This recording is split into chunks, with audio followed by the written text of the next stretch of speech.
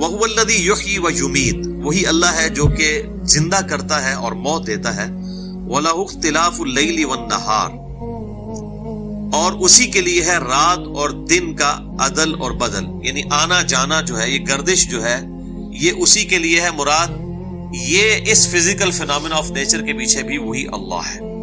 افلا تعقلون، کیا تم عقل نہیں رکھتے؟ اس کائنات میں جتنے بھی میرے بھائیوں فزیکل فینامنا آف نیچر ہیں، ان سب کے پیچھے گاڈ ہے.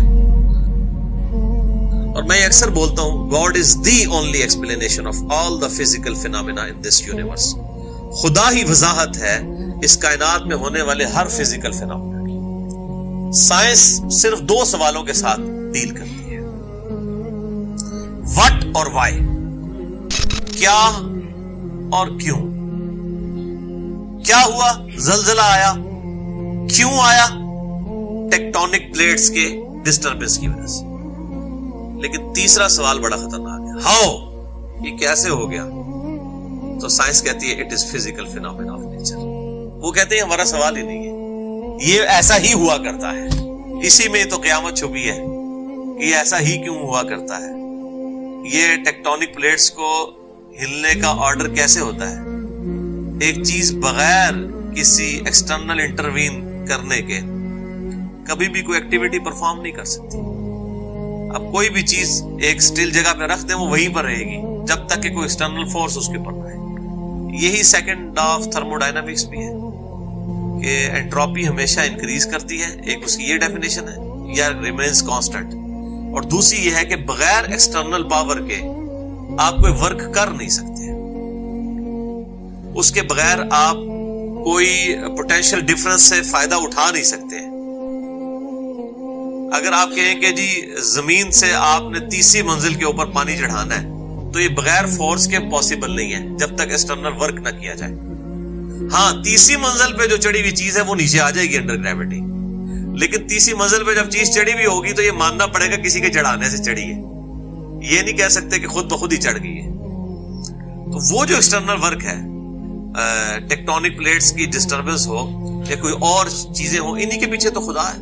ہر چیز کی ایکسپلینیشن خدا ہے. کسی کو بھی آپ ڈیپ ڈیگ کرنا شروع کر دیں تو کریٹر تک آپ پہنچ جائیں گے. تو اللہ تعالیٰ ہمارا یہ زندہ کرنا، موت دینا، رات اور دن کا عدل بدل، یعنی اس کے اوپر کوئی ہمارا اختیار ہے؟ ہم تو ابھی تک کیلکولیشن ہی کر رہے ہیں کہ جناب اتنے گھنٹے کا دن ہے اور اتنے گھنٹے کی رات. اس کے اوپر اختیار کا تو آج تک کسی نے سوچا نہیں کہ اس کے اوپر کوئی اختیار بھی کیا جا سکتا ہے. زندہ اور مردہ کرنے کے اوپر نیور. اور یہ موت اتنی بڑی حقیقت اللہ تعالیٰ نے انسان کے ساتھ اٹیچ کر دی ہے کہ اس حقیقت کی وجہ سے خدا انسان کی ضرورت بن گیا. واللہ 3 چیزیں ہونا تو خدا ہماری ضرورت نہیں ہے. نمبر 1 ہمیں موت نہ آئے. نمبر 2 ہم بیمار نہ پڑے. اور نمبر 3 ہم پہ بڑھاپا نہ آئے. ایک جیسی فٹ قسم کی زندگی گزرے، موت نہ آئے، بیماری نہ آئے، بڑھاپا نہ آئے. یہ 3 چیزیں اگر کسی انسان کو مل جائیں تو اسے تو خدا کی ضرورت ہی نہیں، قطعاً کوئی ضرورت نہیں اس کو. اب یہ 3 چیزیں جو ہیں یہ خدا نے اپنے کنٹرول میں رکھ کے، اللہ نے اپنے کنٹرول میں رکھ کے انسان کو اس کی کسب پرسی اور کمزوری کا بتا دیا کہ تو اپنی زندگی اور موت کے اوپر بھی اختیار نہیں رکھتا.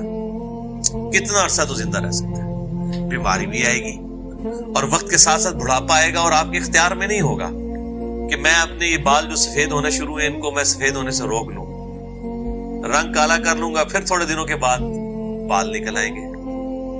آنکھوں کی بینائی یہ جو کمزور پڑتی جا رہی ہے، میں اینک لگا لوں گا، اینک اتاروں گا تو نہیں نظر آئیں گی چیزیں.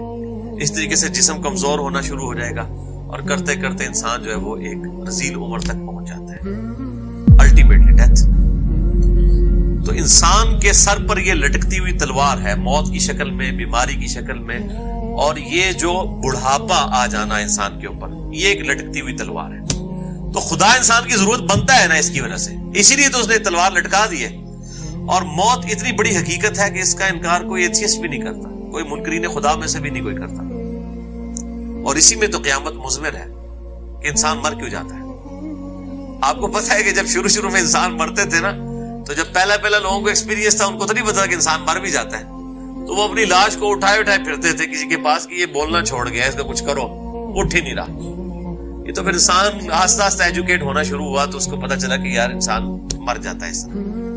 تو یہ انسان کے ساتھ بہت بڑی کمزوری اٹیچ ہے موت کی شکل. تو اس کی وجہ سے انسان کی ضرورت ہے خدا، کہ انسان کو موت آ جاتی ہے، بیماری آ جاتی ہے، بڑھاپا آ جاتا ہے، کمزوری آ جاتی ہے. یہ تین چیزیں نکال دیں تو ہر بندہ بدماش ہے، اس کو پھر کسی کی ضرورت ہی نہیں ہے. ہم مجبور ہی اسی وجہ سے. اور آپ حیران ہوں گے کہ یہی تینوں خوشخبریاں ہیں جو جنتیوں کو جنت میں جاتے ہوئے دی جائیں گی.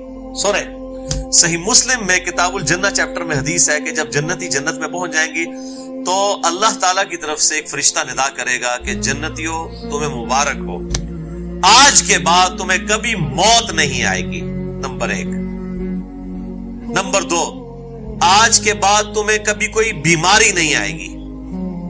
نمبر 3، آج کے بعد تم ہمیشہ جوان رہو گے، یعنی 30 سال عمر احادیث میں آتی ہے کہ 30 سال ہی رہے گی عمر انسان کی جو جوانی کی عمر ہے، کبھی بوڑھے نہیں ہوگے. تینوں چیزیں جنت میں پہنچتے ہی اناؤنسمنٹ کر دی جائے گی. اور چوتھی چیز جو اس سے بھی بڑی ہے ایک مومن کے لیے، کیونکہ صحیح مسلم میں حدیث ہے نا کہ دنیا کی زندگی مومن کے لیے قید خانہ ہے اور کافر کے لیے جنت ہے. یعنی جنت اس لیے کہ وہ اپنی مرضی کی زندگی گزار سکتا ہے. مومن بیچارہ ڈر ڈر کے زندگی گزارتا ہے، کہیں اس بات سے اللہ ناراض نہ ہو جائے، اس بات سے ناراض نہ ہو جائے. اچھا، اب چوتھی خوشخبری جو اس میں ہے نا، نمبر 1 موت نہیں آئے گی، نمبر 2 بیماری نہیں آئے گی، نمبر 3 بڑھاپا نہیں آئے گا، ہمیشہ جوان ہوگے. چوتھی ہے کہ آج کے بعد اللہ تعالیٰ تم سے کبھی ناراض نہیں ہوگا. یعنی دنیا میں سب سے بڑی ٹینشن یہی ہے نا، مراد کیا کہ جو مرضی کرو، جنت میں جو بھی کرو گے نا وہ حلال ہی ہوگا. یہ جو شریعت کی پابندی ہے نا وہ یہاں پر ہے. وہاں پر اللہ تعالیٰ نے انسان کو کھلی چھٹی دی ہوئی ہے. اس کے لیے جب کہہ دیا قرآن حکیم نے کہ جو چاہو گے وہ ملے گا، تو جو چاہو میں تو آپ قرآن حکیم اٹھا کے دیکھیں کہ اہل ایمان کو سونے کے کنگن پہنائے جائیں گے. دنیا میں آپ جناب میٹل کا کنگن نہیں پہن سکتے، یہ بھی حرام ہے. انگوٹھی بھی 4.5 ماشے کی لاؤ ہے، وہ بھی چاندی کی. اچھا، ریشمی لباس ہوگا. دنیا میں تو مرد کے لیے ریشم حرام ہے. اس قسم کی کئی چیزیں جو شریعت کی پابندیاں دنیا کے ساتھ ریلیٹڈ ہیں. آخرت میں اللہ تعالیٰ کبھی ناراض ہی نہیں ہوگا. یعنی مراد یہ ہے کہ اب تم جنت میں جو کچھ کرو گے نا اس ٹینشن کے بغیر کرو گے کہ کہیں اس بات یہ پتہ نہیں جائز ہے یا ناجائز، جو دل کرتا ہے کرو. تو دنیا میں جو شخص اللہ کی مان کر گزارے گا، اللہ کی مرضی کے مطابق گزارے گا، آخرت پھر اس کی مرضی کی ہوگی. اور جو دنیا میں اپنی مرضی کی زندگی گزارے گا، پھر آخرت اللہ کی مرضی کی ہوگی اس کے لیے. جو کچھ اس کے لیے ہونا ہے، وَلِعَاذُ بِاللَّهِ تَعَالَى.